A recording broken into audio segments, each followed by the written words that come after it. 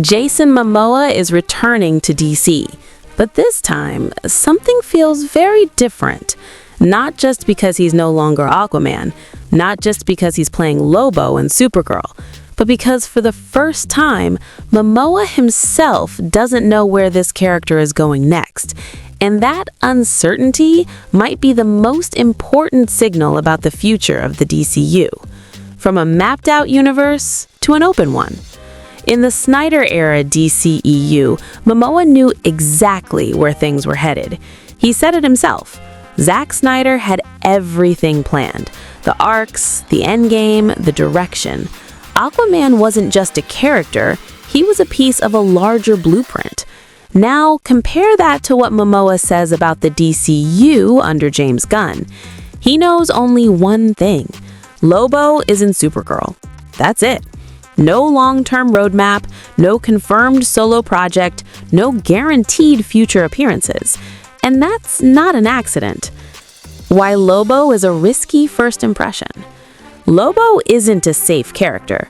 He's violent, crude, unpredictable, morally allergic to heroism, which makes him a strange choice for a universe trying to rebuild trust. But that's exactly why he matters. If Momoa's Lobo works, it proves something crucial, that the DCU can handle chaos without collapsing into tone problems. If it doesn't, the universe doesn't break. The character just stops appearing. That's a very Gunn-style experiment. Up to the audience is a warning, not a promise. One line from Momoa's interview stands out more than anything else. I think it's probably up to the audience and how they feel about it. That's not hype. That's leverage. In the DCU, popularity may now decide destiny. If audiences connect with Lobo, he appears again. He branches into other projects, maybe even gets his own thing. If they don't, he remains a one-off, a memorable detour, nothing more. That's a radical shift from the DCEU's commitment-heavy approach.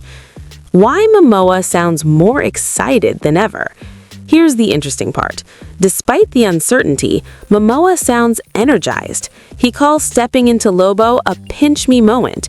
He teases his first scene as gnarly. He openly says it's hard and that he went all in. That matters, because Momoa isn't being asked to carry a universe anymore. He's being asked to disrupt it. And disruption suits Lobo far better than Legacy ever did. Lobo as the DCU's stress test. Think about what Lobo represents.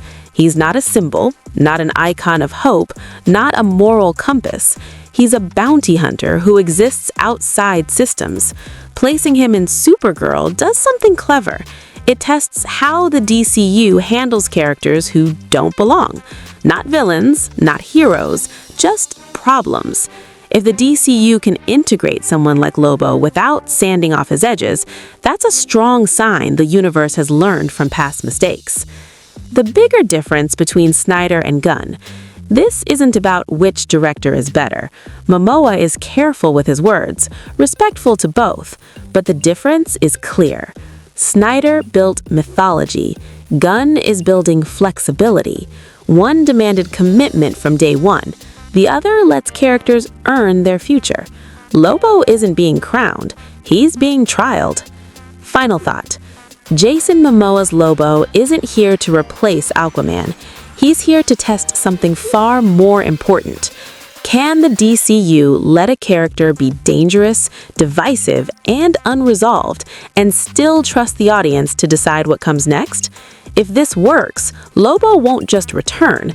He'll define what the new DCU actually is. Not a rigid plan, but a world that adapts. And that might be the most promising thing DC has done in years.